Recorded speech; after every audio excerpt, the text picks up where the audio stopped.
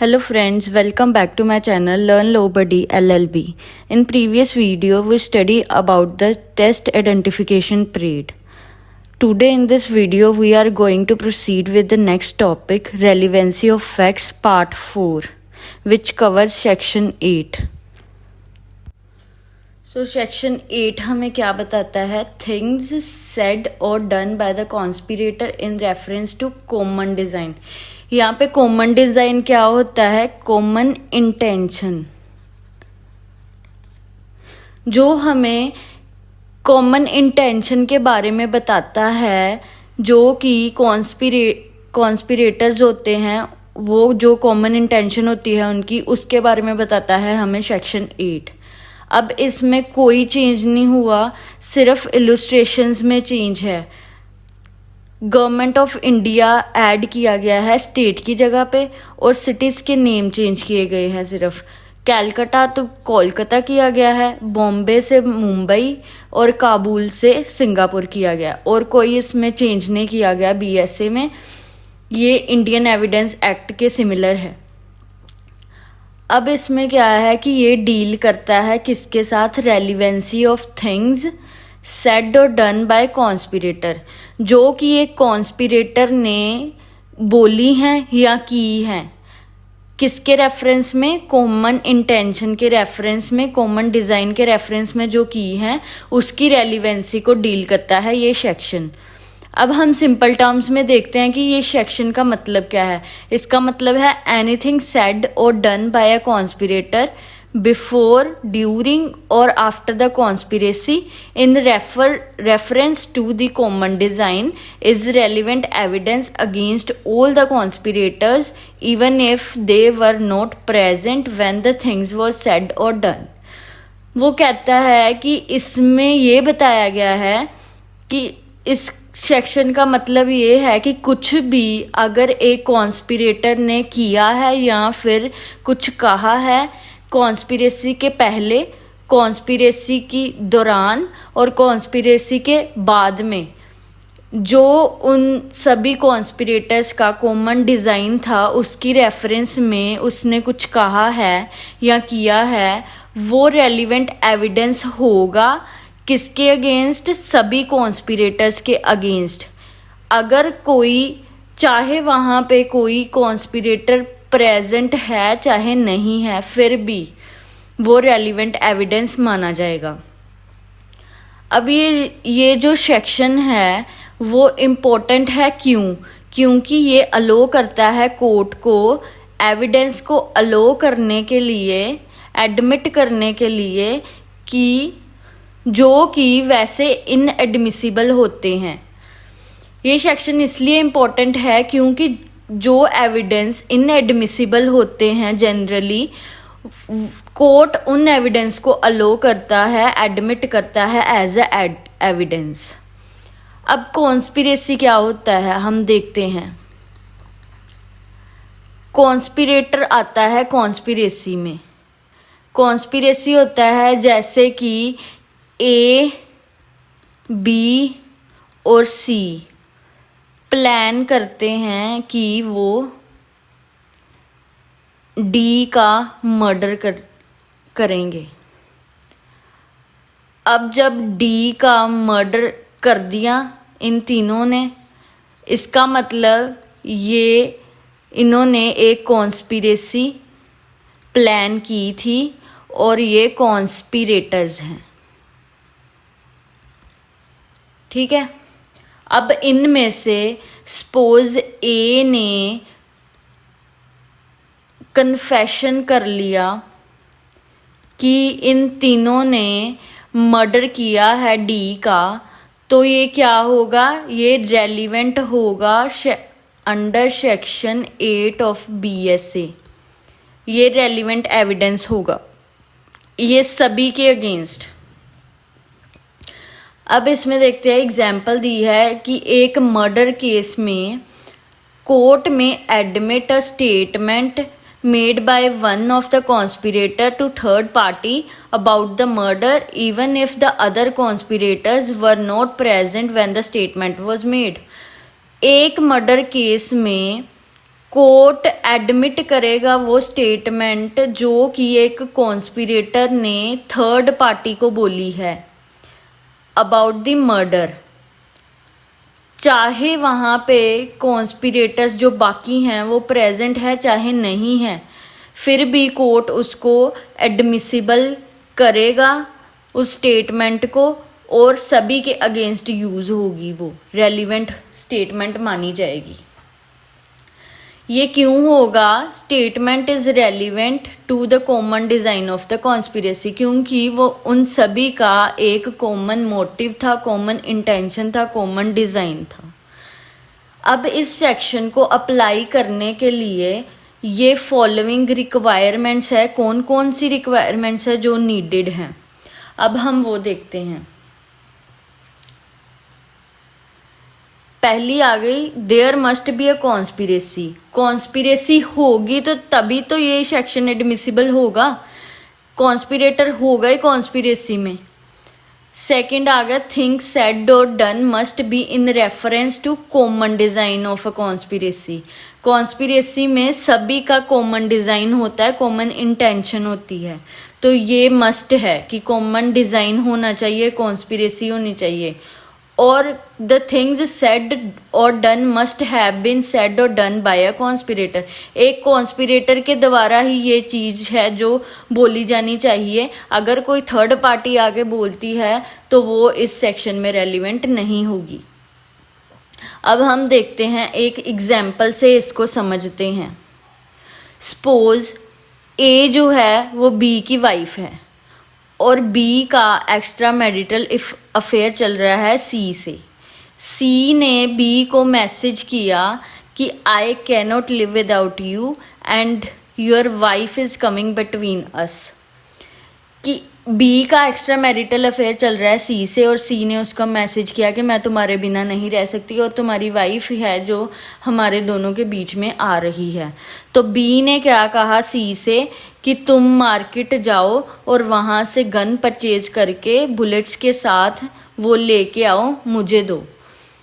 तो उस सी ने वो गन और बुलेट ला के बी को दे दिया और बी ने अपनी वाइफ को गन से शॉट कर दिया और वो मर गई। अब ये सब उसके सर्वेंट ने देख लिया। अब बी और सी जो है वो भाग गए। पुलिस को पता चला तो उसने इन्वेस्टिगेशन शुरू की, उसने मैटर को इन्वेस्टिगेट किया। सर्वेंट ने बताया पुलिस को कि बी ने ही उसको, अपनी वाइफ को मारा है। और इसके दौरान उन्होंने इन्वेस्टिगेशन के दौरान सी को अरेस्ट कर लिया कहीं से। और दोबारा जब इन्वेस्टिगेशन कंटिन्यू हुई तो सी ने एडमिट कर लिया कि उन दोनों ने कॉन्स्पिरेसी बनाई थी और बाद में बी भी अरेस्ट हो गया। अब इसमें जो सी ने स्टेटमेंट दी, जहां जो कन्फेशन किया, वो इस सेक्शन में रेलिवेंट माना जाएगा क्योंकि दोनों की कॉमन डिजाइन था।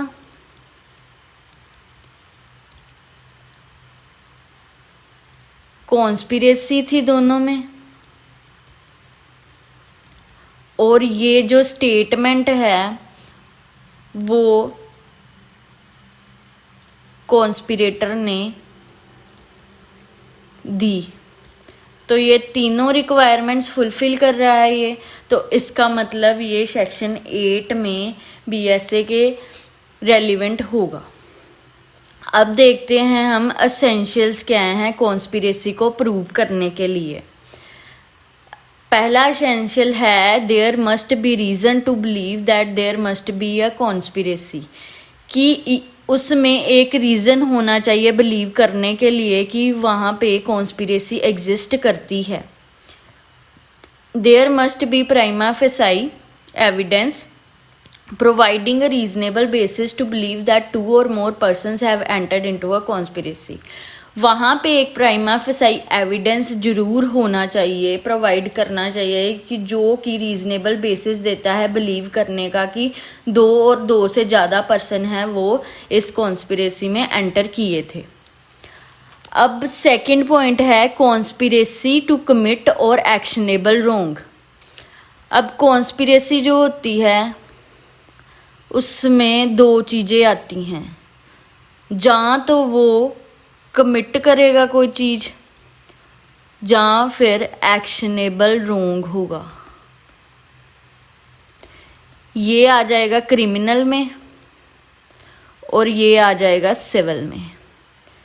ठीक है, इट मे बी क्रिमिनल और सिविल। क्रिमिनल में एग्जाम्पल मर्डर, सिविल में ब्रीच ऑफ कॉन्ट्रैक्ट। ये कॉन्स्पिरेसी होगी, दो या दो से ज़्यादा मिलकर किसी का मर्डर भी प्लान कर सकते हैं और दो से ज़्यादा मिलकर कोई कॉन्ट्रैक्ट भी ब्रीच कर सकते हैं। तो ये सिविल और क्रिमिनल दोनों में आता है। When there is a reasonable ground to believe that two or more persons have conspired together to commit an offense or actionable wrong, कहते हैं कि अगर वहाँ पे रीजनेबल ग्राउंड है ये मानने के लिए कि दो या दो से ज़्यादा पर्सन ने कंस्पायर किया, प्लान बनाया इकट्ठे कि वो कोई ऑफेंस कमिट करेंगे या कोई एक्शनेबल रोंग करेंगे, तो this section comes into play. ये सेक्शन में वो सभी रेलिवेंट माना जाएगा। ये सेक्शन क्रिमिनल ऑफेंस और सिविल रोंग दोनों को ही कवर करता है। अगला पॉइंट आ गया हमारे पास, anything which has been said, done और written by any of the conspirator will be relevant fact. कुछ भी कहा गया है, किया गया है, कुछ भी लिखा गया है किसी भी कॉन्स्पिरेटर के द्वारा, वो रेलिवेंट फैक्ट माना जाएगा। This means that any action और statement made by a conspirator that relates to the shared intention of the conspiracy can be used as evidence against all the members of the conspiracy। ये बोलता है कि कोई भी action या कोई भी स्टेटमेंट किसी भी कॉन्स्पिरेटर के द्वारा की गई है वो रिलेट करती है, जो कि एक कॉमन इंटेंशन शेयर करती है कॉन्स्पिरेसी की, वो एज एविडेंस यूज की जाएगी सभी मेंबर्स के लिए जो कि कॉन्स्पिरेसी में इन्वॉल्व थे। नेक्स्ट पॉइंट कहता है एनीथिंग सेड, डन और written will become relevant when it is said, done और written in reference to common intention after such intention was first entertain by any one of them. वो बोलते हैं कि कुछ भी बोला गया है, किया गया है या लिखा गया है वो रेलिवेंट कब होगा, जबकि वो उसमें कॉमन इंटेंशन होगी सबकी और कोई एक उसको करेगा। उनको कॉन्स्पिरेटर्स में से कोई एक कॉन्स्पिरेटर उसको करेगा, तब ये रेलिवेंट होगा। अब हम इसमें देखते हैं कि कॉमन इंटेंशन क्या होता है। ऊपर हमने कॉमन इंटेंशन बहुत जगह में देखा कि कॉमन इंटेंशन आ रहा है। कॉमन इंटेंशन होता क्या है? Common intention is necessary a psychological fact as it requires prior meeting of minds. क्या होता है? ये एक साइकोलॉजिकल फैक्ट होता है जो कि जिसमें पहले ही मीटिंग ऑफ माइंड्स होते हैं, मतलब कि सेम इंटेंशन, सेम मोटिव होता है, सभी का माइंडसेट एक ही चीज बोल रहा होता है, मीट करता है, उसको हम बोलते हैं कॉमन इंटेंशन। ये एक सिचुएशन होती है जिसमें दो या दो से ज़्यादा इंडिविजुअल क्या करते हैं, शेयर करते हैं कोई गोल, प्लान, कोई क्राइम कमिट करने के लिए। अब हर एक कॉन्स्पिरेटर जो होता है वो एजेंट एंड प्रिंसिपल होता है एक दूसरे का, एंड ये रेलिवेंट फैक्ट होता है सभी कॉन्स्पिरेटर्स के लिए। इसको हम बोलते हैं कॉमन इंटेंशन। जैसे हमने ऊपर इस एग्जाम्पल में देखा था कि इन सभी की, ए, बी और सी की कॉमन इंटेंशन क्या थी कि डी का मर्डर करना है। इन सभी का माइंड कहाँ पे आके मीट कर रहा था कि हमने डी का मर्डर करना है, और उन्होंने किया भी।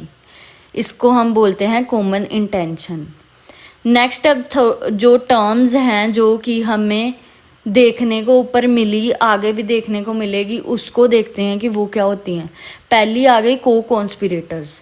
को कॉन्स्पिरेटर्स क्या होते हैं?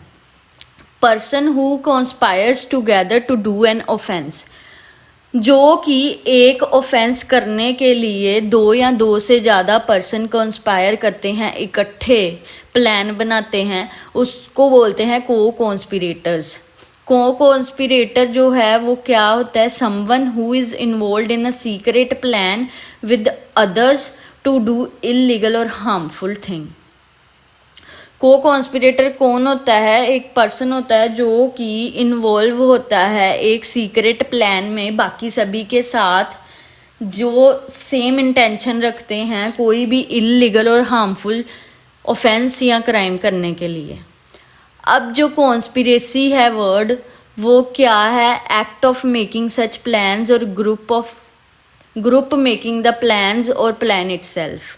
कॉन्स्पिरेसी क्या होता है? जिसमें सभी मिलकर वो प्लान बनाते हैं, जहाँ कोई ग्रुप प्लान बनाता है, जहाँ प्लान ही खुद, उसको हम बोलते हैं conspiracy. An agreement between two or more persons that pertains to doing or causing to be done an illegal or legal act through illegal means। ये एक एग्रीमेंट होता है दो या दो से ज़्यादा पर्सन में, जो क्या करता है? प्रिटेन करता है करने के लिए कुछ, या फिर उनको कोज करता है कि वो डन हो गया है, वो हो गया है कोई इलीगल एक्ट या कोई लीगल एक्ट जो कि इलीगल मीन से किया गया हो। ये एग्रीमेंट जो होता है वो एक्सप्रेस्ड भी हो सकता है, इम्प्लाइड भी हो सकता है। जैसे ही ये एग्रीमेंट बनेगा कॉन्स्पिरेसी अराइज हो जाएगी और ऑफेंस जो है वो कमिट हो जाएगा। इसका मतलब क्या है? Even if illegal act is not carried out, conspiracy is considered a crime. चाहे वो एक्ट जिसको प्लान किया है वो हुआ है चाहे नहीं हुआ है, फिर भी क्या होगा कि ये कॉन्स्पिरेसी को हम एक क्राइम ही कंसिडर करेंगे। नेक्स्ट आ गया अकम्पलिस। अब अकम्पलिस क्या होता है? Accomplice refers to a person who has taken part in criminal act either by directly participating in the crime or by supporting the crime in some way. They actively participate in the commission of the offense. Accomplice क्या होता है? एक person होता है जो कि criminal act में part लेता है, चाहे डायरेक्टली पार्टिसिपेट करके उस क्राइम में, या फिर उसको सपोर्ट कर क्राइम में किसी भी तरह। और जो अकम्पलिस होता है वो एक्टिवली पार्टिसिपेट करता है ऑफेंस की कमीशन में, ऑफेंस को करने में।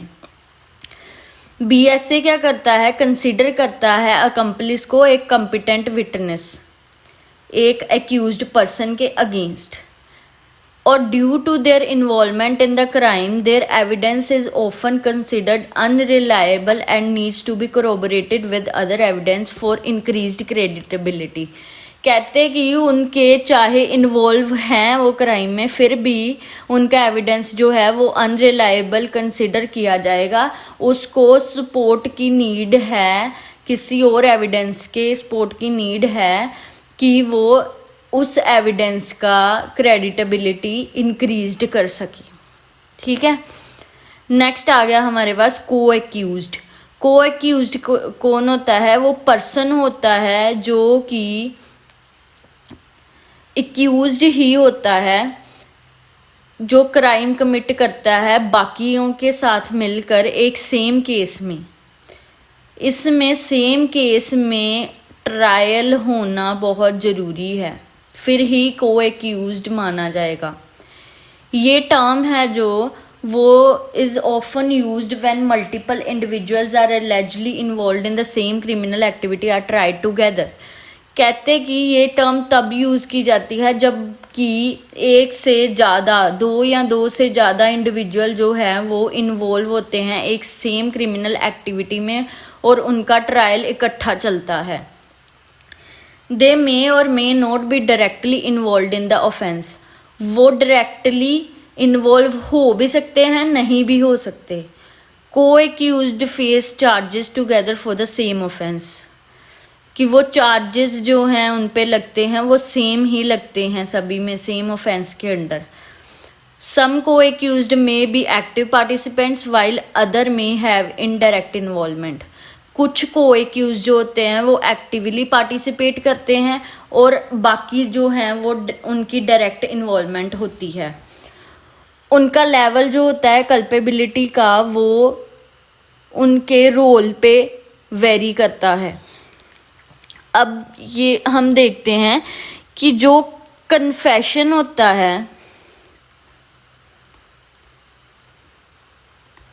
वो ट्रायल के पहले लिया जाता है कन्फेशन, और जो एविडेंस होता है वो कोर्ट के सामने होता है। ठीक है, तो अब हम देखते हैं कि को कॉन्स्पिरेटर जो होता है, को कॉन्स्पिरेटर किस में होता है, कॉन्स्पिरेसी में होता है। और कॉन्स्पिरेसी कहाँ पे है, under section 120A and 120B IPC में। ये कॉन्स्पिरेसी की बात करते हैं। कॉन्स्पिरेसी एक अपने आप में ही क्राइम है। जो अकम्प्लिस होता है, अकम्प्लिस जो होता है वो ऑफेंस कमिट करता है।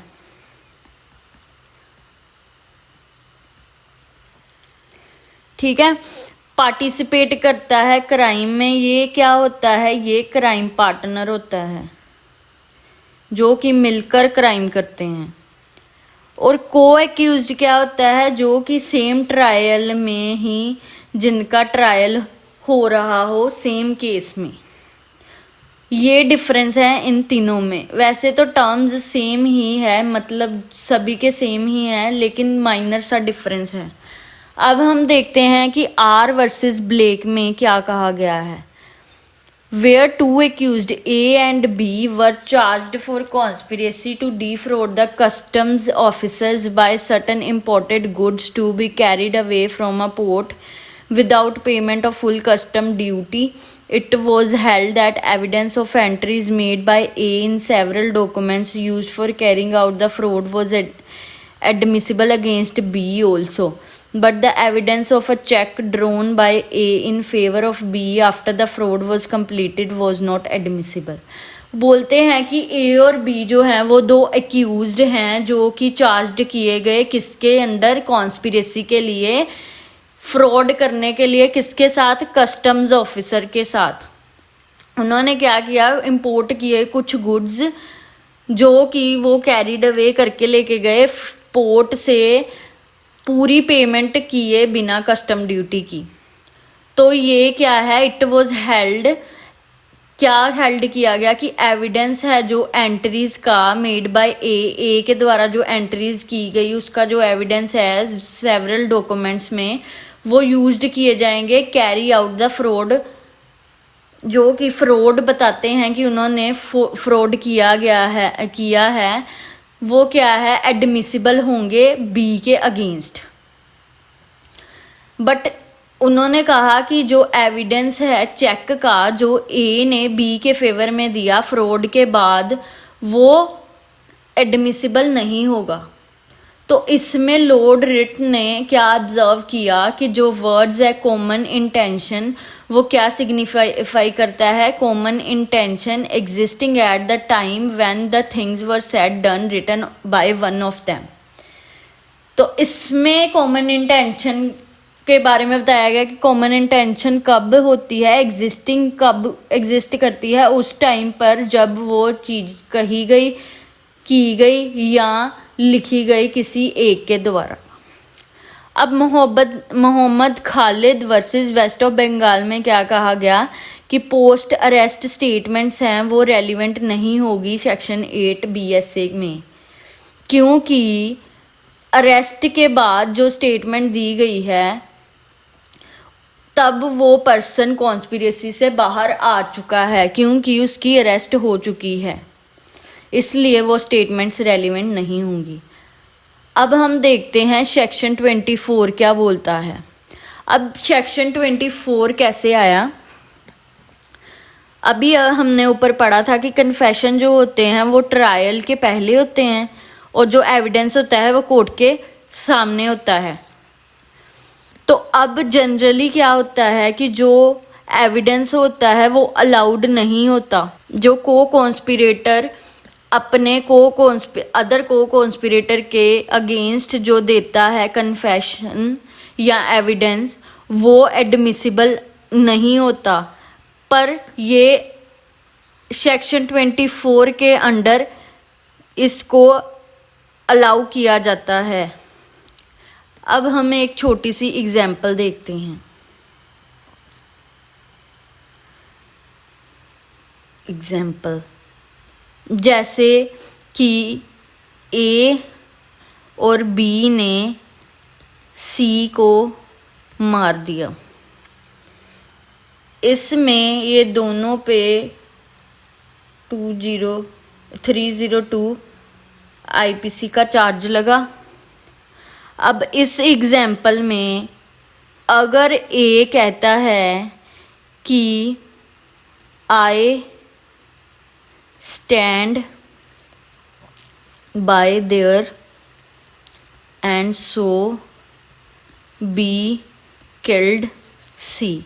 अब ए बोलता है कि मैं वहां पर खड़ा था सिर्फ और मैंने देखा कि बी ने सी को मार दिया। अब इसमें ए ने बी के अगेंस्ट एविडेंस दे दिया, लेकिन अपने खिलाफ तो उसने कन्फेशन किया ही नहीं, अपने आप को तो सेव रखा। तो ये एडमिसिबल सेक्शन 8 में नहीं होगा। लेकिन जो ये एविडेंस है ये सेक्शन 24 में अलाउ किया जाएगा कोर्ट के द्वारा। अब हम देखते हैं कि सेक्शन 24 क्या कहता है। Consideration of proved confession affecting person making it and others jointly under trial for the same offence.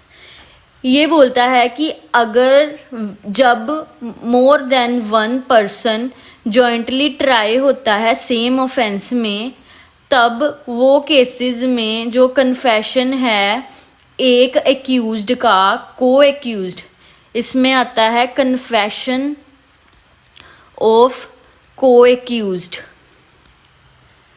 वो एडमिसिबल होगा as a evidence, must be taken as a confession against all other accused persons who are being jointly tried.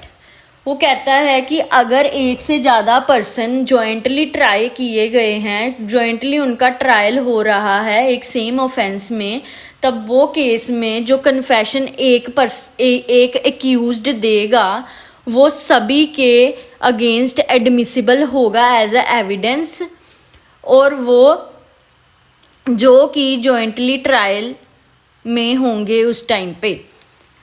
Where the confession of the one accused is accepted as evidence by the court, the other accused person in the case don't have opportunity to cross-examine such accused, and hence this is entirely contradictory principle of jurisprudence.